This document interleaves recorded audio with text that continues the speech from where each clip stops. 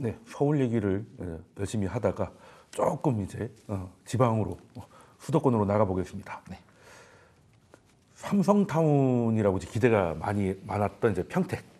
평택이 요즘 안 좋은 것 같습니다. 예, 안 좋은 정도가 아닌 것 같던데 지금 평택이 어떤 상황입니까?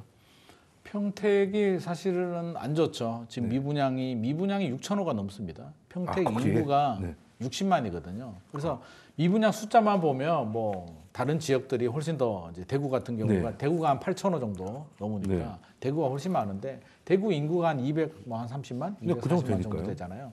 230만, 240만에 8,000 가구하고 인구 60만에 6,000 가구는 네, 차원이 다른 거. 차원이 다르잖아요. 그래서 평택시 같은 경우는 이제 굉장히 억울함을 호소합니다. 왜냐하면 지방 미분양에 대해서 중공업 미분양에 대해서는 주택 수도 빼주고 네. 여러 가지 세제 혜택들이 있잖아요. 네. 평택은 수도권이나 이유만으로 혜택이 없습니다. 그래서 네. 평택 같은 경우는 미분양이 누적이 되는데 왜 이렇게 미분양이 많이 늘어났느냐라고 생각을 한다면 결국에는 앞서서 말씀드린 네.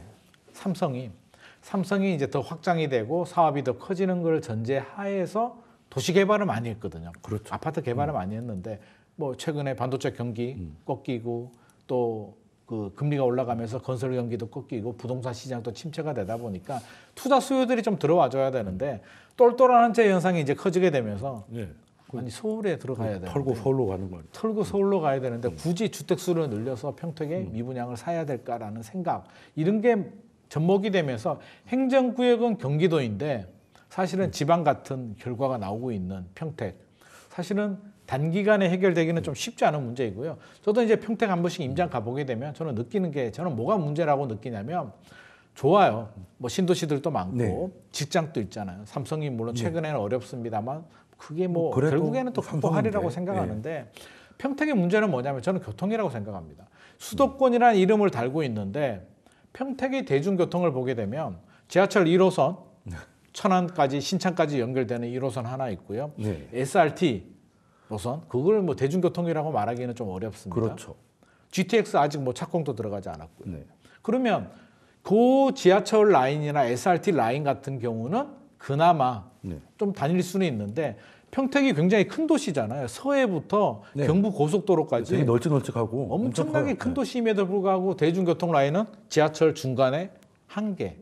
그러니까 이동하기가 굉장히 불편합니다. 네. 평택 이쪽에서 한번 갔다가 저쪽으로 뭐 고덕신 도시로 한번 넘어가려고 하면 이제 버스를 타야 되는데 버스도 이제 바로 안 가고 이렇게 둘러서 갑니다. 그럼 굉장히 불편하기 때문에 저는 혹시라도 이 방송을 평택 시장님이 좀 보고 계신다면 강남 지하철 2호선처럼 네. 평택도 이렇게 순환 지하철 라인 하나만 만들어준다도 저는 그거 평택의 엄청난 주거 공사가 인프라, 될것 같은데. 엄청난 공사지만 평택시를 바라본다면 네. 평택시의 주거 인프라, 주거 만족도가 엄청나게 올라가는데요. 지금 이 교통 문제를 해결하지 않으면 이게 단순하게 미분양이 해소된다고 해서 뭐 어쩌다가 운이 좋아서 부동산 시장이 좋아져서 투기 수요가 들어와서 소진이 된다. 이거는 바람직하지 않잖아요. 네. 실수요자들이 살기 좋은 도시를 만들려면 저는 이 교통 문제는 반드시 해결해야 될 숙제인 것 같습니다. 저도 평택을 가면 넓고 신도시 중에 이렇게 널찍널찍한 데는 드물잖아요. 그렇습니다. 근데 어떤 느낌이냐? 약간 미국 같아. 예. 그러니까 차 없으면 안 되는. 지금 약간, 그렇습니다. 예. 네. 그러니까 안에서는 어떻게든 되는데 평택 밖에 뭐 서울이 됐든 어디든 나가려고 하면 너무 자차 없으면은 뭐 못 움직인다고 보면 될 것 같더라고요. 그렇습니다. 그리고 열차도 아까 뭐 1호선 타고 사실 난이도로 치면 부산하고 차이가 없어요. 예, 그냥 부산은 타면 그냥 끝까지 그냥 앉기만 하면 가는데 차라리 부산이 낫죠. 예, 그게 더 편한 상황이거든요. 그렇습니다. 저는 부산 갈 때가 평택보다 더 편해. 부산이 더 낫죠. 네, 그런 상황들은 이제 저도 좀 느껴봤는데, 그럼 대표님 이 보기엔 평택이 가진 그래도 이제 그 삼성이 지금 뭔가 잘 안 되는 거, 요것만 해결되면 평택이 그래도 지금보다 많이 좀 좋아질 수 있다고 보시는지, 아니면은 평택이 갖고 있는 구조적인 문제가 있다고 보시는지. 우선 그 평택이 갖고 있는 뭐 구조적인 문제를 뭐 지적을 해봐야 되겠죠. 네. 사실 그 평택이란 지역이 수도권 아까 말씀하신 것처럼 수도권 진짜 거의 끝자락이거든요. 그렇죠. 좀 내려가면 이제 천안이니까 네. 거의 그곳에 걸쳐 있는 거니까 교통이 이제 개발되면은 분명 뭐 주택 가격에는 도움이 될 수 네. 있겠죠. 특히 이제 동탄까지 이어지는 아마 노선을 연장을 할 것으로 보여집니다. 인구수도 60만 정도 되고 하면 그게 삼성까지 이어지고 한다라면 네. 연장 사업에 대해서는 충분히 그 사업이 진행될 수 있는 곳이라고 보여지는데 그 이제 추가적으로 연장되는 그 사업들이 언제쯤 착공이 되느냐. 그러니까 그 사업이 현실적으로 다가와 줘야 되겠죠. 그런 부분이면 좀 도움이 될 수 있고 아까 얘기한 것처럼 평택은 서울하고의 그 접근성도 뭐 향후에 개선되는 문제 말고도 지리적으로 봤을 때는 뭐 동탄하고 비슷하게 평택도 자족 기능을 좀 더 키워 나가야 된다. 그 자족 기능을 키우는 데 있어서는 뭐 서울로 출퇴근하는 사람이 아니라 그 안에서 정주하시는 사람들의 일자리라든지 그다음 그 산업들이 확장이 되고 또 거기에서 소득이 크게 유발이 돼 줘야 되는데 그런 측면에서 본다라면은 뭐 삼성의 그 회복 이 여부도 상당히 주택 가격에 영향을 미칠 수밖에 없다라고 보여지고요.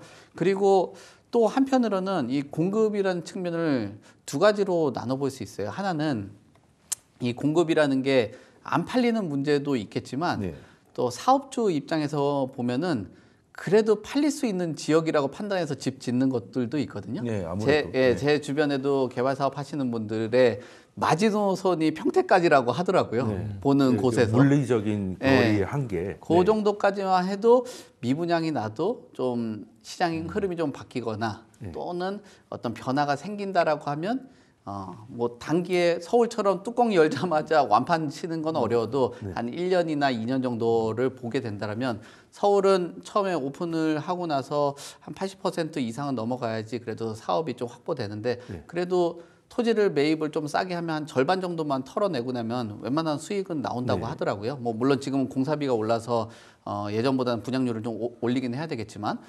그래도 그 부분들을 고려를 해봤을 때는 사업을 했을 때 그래도 수도권보다는 토지 가격도 좀 싸고 그 삼성이라는 컨텐츠도 있고 하다 보니까 사업을 해서 일을 많이 했기 때문에 공급 물량도 많아지는 측면도 같이 고려를 해봐야 되는 거고요. 그리고 고덕 신도시 말고 사실 평택의 핵심은 지금 브레인시티라는 그 지역이 지금 사실은 핵심이에요. 그래서 그 지역들에 추가적으로 산업단지가 만들어지고 한다라면은 가격들이 뭐 좀 안정세에 들어가고 미분양 물량들이 해소가 될 수 있는데 아까 우리 돈쌤이 말씀하신 것처럼 또 우리 김인만 소장이 말씀하신 것처럼 평택이 엄청 커요. 뭐 물론 화성은 서울보다도 크지만 평택도 굉장히 큰 곳이거든요. 그래서 그 평택의 뭐 고덕이라든지 뭐 브레인시티가 들어오는 그 지역들 말고 화영지구라든지 지금 분당도 보면 그 동탄도 보면은 동탄 그 SRT가 돌아다니는 동탄하고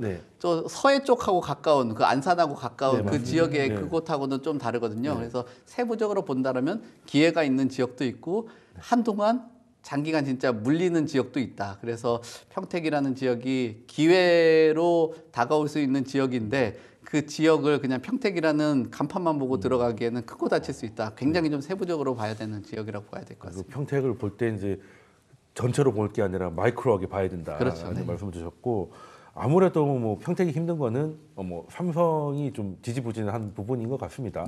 특히 이제 뭐 다른 걸 떠나서 주가가 떨어진다고 문제가 될 게 아니라 지금 거기 이제 공장을 뭐 4번, 5번 공장을 지으려고 하다가 좀 안 하고 있지 않습니까? 맞습니다. 그러니까 거기에 들어오는 사람이 없고 들어오는 사람이 없으니까 지금 부동산 수요가 죽어 있는 상태인 걸로 보이는데 이거는 그냥 결국에는 삼성이 그냥 HBM을 납품을 해야 해결되는 문제일지 그럼 어떻게 해야 돼요? 일단은 그 두 가지 측면에서 우리가 생각을 해야 될 것 같아요. 삼성이 이제 다시 HBM 납품을 하게 되고 공장 증설을 하게 되고 인원이 늘어나게 되면 자연스럽게 유효 수요, 자금력이 되는 유효 수요가 늘어나니까 긍정의 효과가 있고요.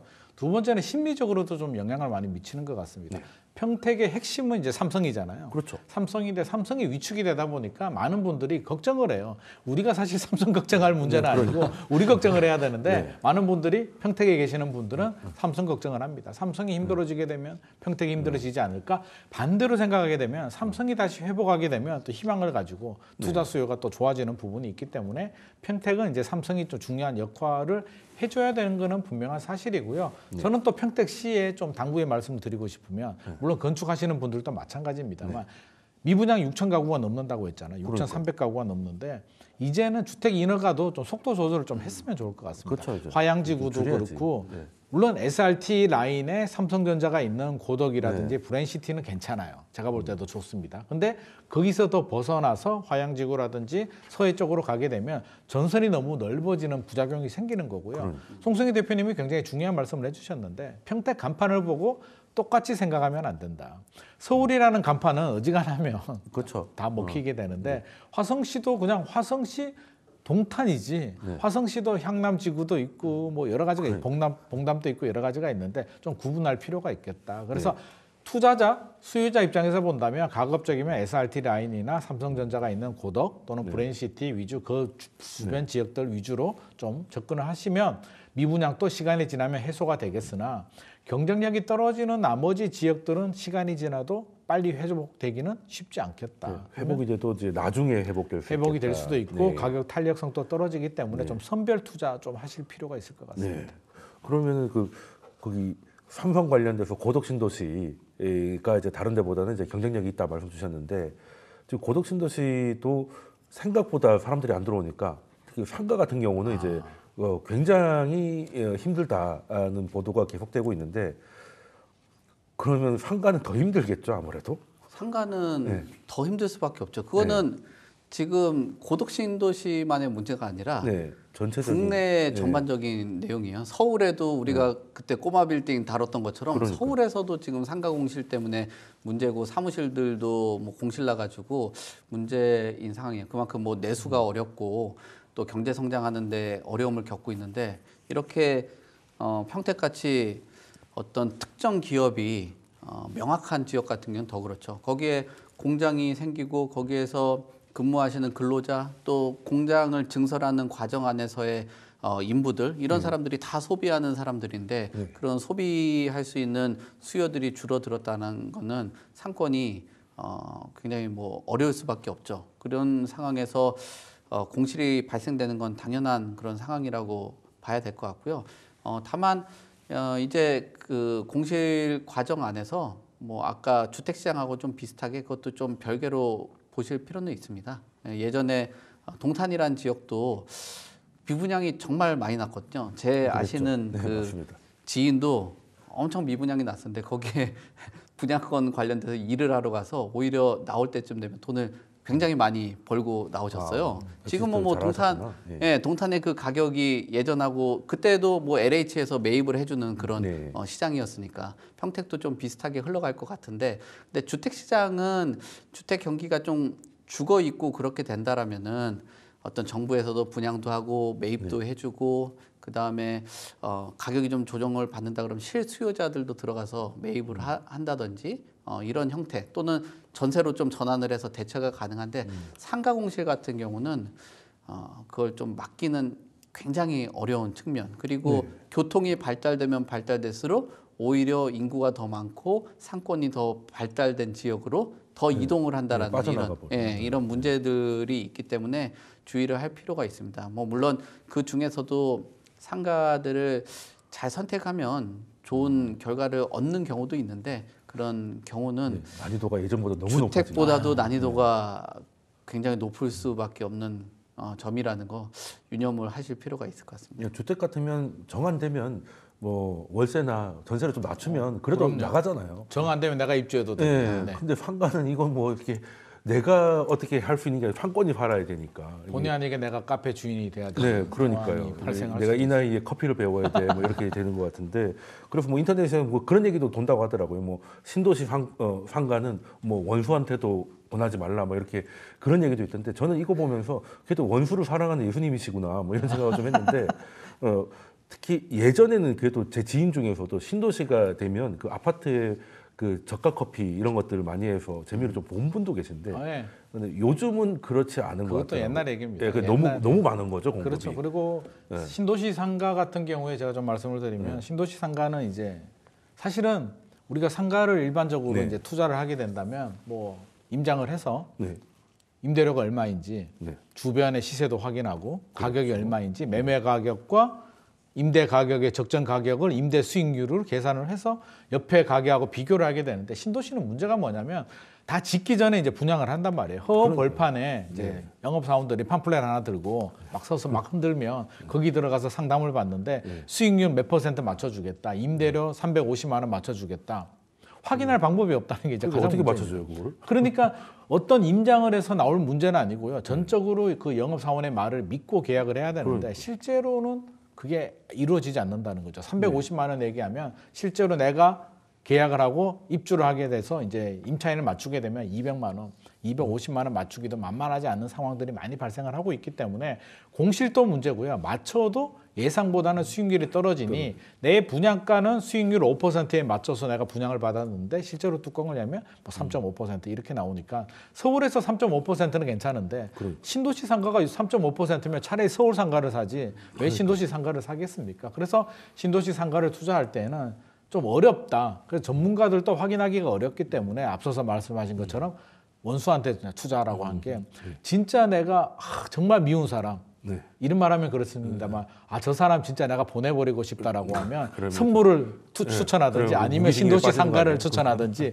요즘은 그 두 개를 추천한다라고 하는데 그 정도로 어려운 난이도이기 때문에 진짜 내가 은퇴 준비를 하고 싶다라고 한다면 영업사원 말만 들을 게 아니라 철저한 분석을 해야 되고요. 분석도 쉽지 않습니다만 그럼에도 불구하고 돌다리 여러 번 두들겨 보시라는 말씀 드리고 싶습니다. 분석이 어려운데 분석할 것도 없잖아요. 신도시. 할 것도 없죠. 아무것도 없는 데서 갑자기 아파트가 올라왔으니까 유동인구가 얼마나 될지 이 사람들이 어떤 업종을 선호할지 뭐 어떤 어렵습니다. 계층이 들어올지 예상이 안 되는 상황에서 그냥 깜깜이 투자하는 거지 않습니까? 그래서 항상 예상 임대 수익률을 좀 낮게 그분들이 5% 얘기를 한다면 절반. 실제로 뭐 절반이든 한 60% 수준에 맞춰서 그 정도도 괜찮다. 우리가 일반적인 뭐 임대료 상황이 있잖아요. 그래서 한 200만 원? 350만 원 얘기하면 200이나 250만 원 정도면 내가 이 정도면 나는 괜찮아라고 생각을 한다면 괜찮겠으나 영업사원 말 그대로 믿으면 안 될 것 같습니다.